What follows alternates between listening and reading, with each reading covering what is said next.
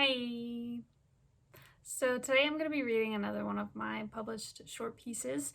This is the only short story that I've ever written, and technically it started off as a first chapter to a book, and I kind of just tweaked it.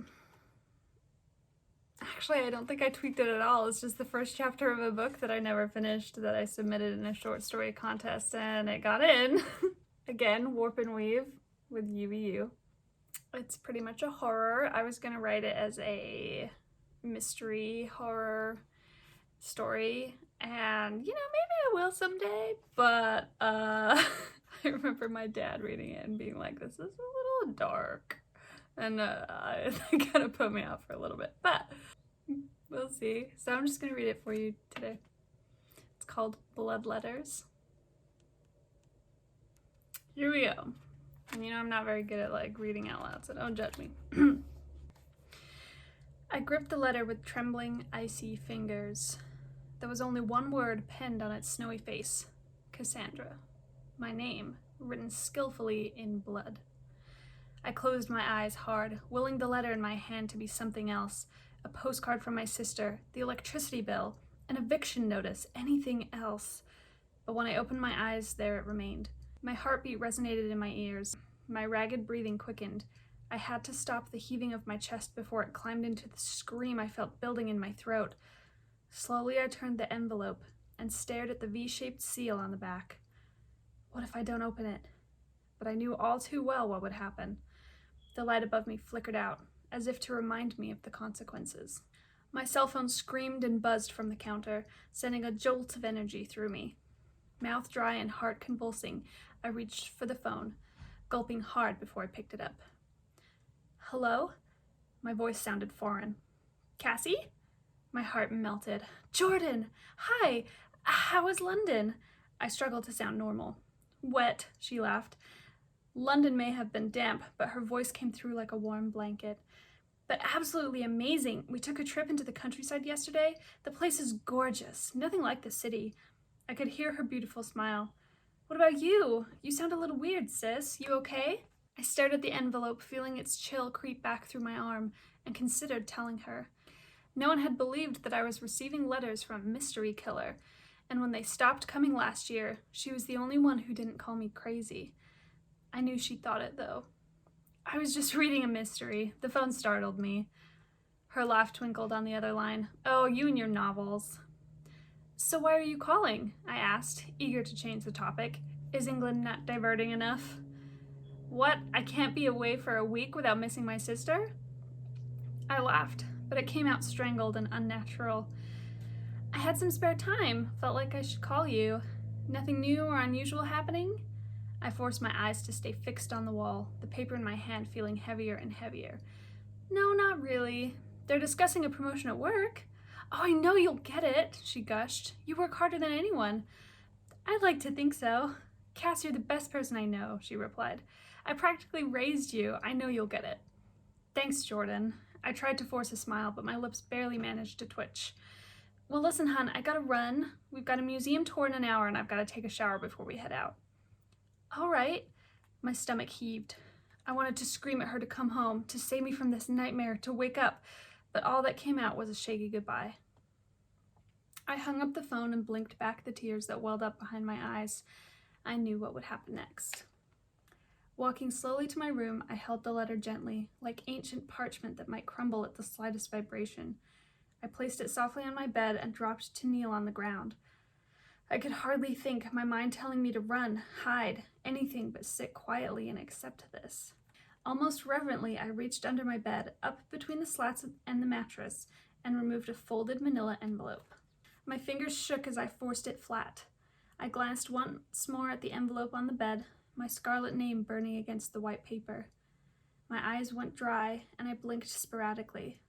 I reached inside the package. Pinching the stack of papers within, I slowly drew them back from their sheet. The sound of their rustling pages leaked back the memory of what they contained, the death and fear documented in there. Now it was happening again. I spread the pages on the floor before me. The ivory letters were each paperclipped to a selection of newspaper articles. I picked up a small pile on my left, the paper trembling as I resisted bringing those horrors back to life. I detached the articles and compared them to the corresponding letters. A headline jumped from its face. Freak accident, 12 dead. My eyes flicked to the letter. 12. 12 is a good number. I knew his writing so well. I could almost put a voice to it. Another one. Gas explosion, cause unknown. Nothing like a good explosion to shake things up. His casual tone made my stomach roil. I shuddered and picked up the next bunch of papers. Plane goes down, no survivors. I love flying, don't you? So exhilarating, so safe. Unstoppable fire destroys neighborhood. I've always hated the suburbs. Sometimes I wish I could just take a match to them. Bridge collapse, dozens of lives lost. Did you know I wanted to be an engineer? I used to be so fascinated with bridges. Girl gone missing. I'm feeling rather lonely. Missing girl's body found. I've changed my mind. She was getting on my nerves. They'll always have you for company. I dropped the last collection and turned again to the letter on my bed. It was a game, a sickening game with no rules and only one winner. It was an endless cycle of torment with no known motive. He never said why, he never said how, and he never revealed himself. I thought I had been numbed to the fear and helplessness, but the terror that now seized my heart was even stronger than the previous episodes. When I had realized what was happening, I tried to tell people. I showed Jordan the letters and the news clippings. She had looked at me with such worry. Hun, there's no writing on here, she said, holding up the latest letter. But it's right there, written in blood. Tears had stained my face and distorted my voice, and I desperately tried to convince her, but she couldn't see. The first letters had me terrified. I started thinking maybe I was crazy, but the news confirmed I wasn't. Once I started seeing his words reflected in the papers, I couldn't bear to know. In streets, I would tear newspapers from the vendors and throw them away, ripping the headline pages. After more letters, I thought I could stop him. He wrote about a bridge, and I tore out of my house, not even thinking to take the car. I sprinted down the streets to any bridge I knew of. Nothing happened. Someone stopped me and called the police. Once I saw the news of the collapsed bridge, I broke down. Jordan suggested I see a psychiatrist. My boss ordered me to take time off. I didn't leave the house for weeks. Finally, he had stopped sending them. After a year, I had finally begun to feel normal. I was back to work, and people stopped staring at me. It had been nice. Anger flared. You won't do this to me again. I snatched the letter from the bed and tore it open. Hello, Cassandra. My heart stopped. With only 2 words, he had gripped me in his awful, icy power.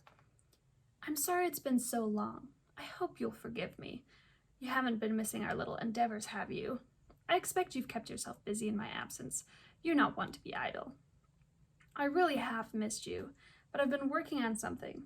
You see, I got rather bored of our little game, especially when you gave up. I was very disappointed in you. I expected you to have a greater sense of adventure than that. No, you're right. It did get repetitive. But don't worry, I've spent this year wisely. I've devised a plan, one quite different from the other ones. This time, I'm going to let you have a bigger role. Rather than watching on the sidelines, I want you to participate. Join me. You really don't know how fun this is. A shiver ran down my spine. And just to get you excited, I've plotted a little trail for you to follow. It's no fun simply telling you what I have planned. Plus, everyone loves surprises. I hate surprises, and you know it, I muttered furiously. I'll start off easy. Check the kitchen vent. Yours, A.R. The vent. I sat, stupefied. In the house? I tried not to choke, struggling to take in what had happened and what was going to happen. He had been in my house. The once reassuring safeness of home suddenly fled. My body went cold. I wondered what would happen if I just sat there, if I didn't follow his trail. That's not an option, Cassie, I scolded myself. People will get hurt, and their pain will be your fault. No, I wouldn't let anyone suffer because I failed to act. Not again. I leapt to my feet and ran to the kitchen, skidding around the fridge and slamming into it. The lone magnet toppled from its surface and clattered to the floor. I fumbled to pick it up and crack it back on the fridge before I clambered onto the counter and leveled myself with the vent mounted on the wall. Digging my fingernails in behind the edges, I pulled it free and stared inside. There, coated in a thin layer of dust, was a letter with my scarlet name on the front. I dropped to the floor and tore it open. Unlike the other letters, there was a date neatly printed on the top. The letter had been written exactly 1 year previous, on March 21st. So you'd like to join me. I'm glad. As I'm sure you've figured out, I placed this letter here instead of sending it to you a year ago. Right now, I'm just starting to plan this grand scheme. I can't give you too many details, but I assure you that it involves a great deal of TNT and Acme products. Well, I've got a lot to plan, memories to make, pictures to take. Pictures to take. The next clue. My gaze shot to the wall of frames opposite. In a craze, I ran from the kitchen and leapt over the sofa to the wall, tearing the pictures off. I smashed the glass and rummaged through the loose photos and cardboard, scanning the debris for that ivory envelope. I ignored the pain that shot through my hands as the shards bit into my skin. Smears of blood started to rub off on the pictures.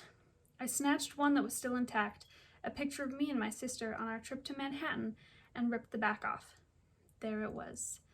My bloody fingerprints dotted the paper, and I pulled out the note. June 17th. Cassandra!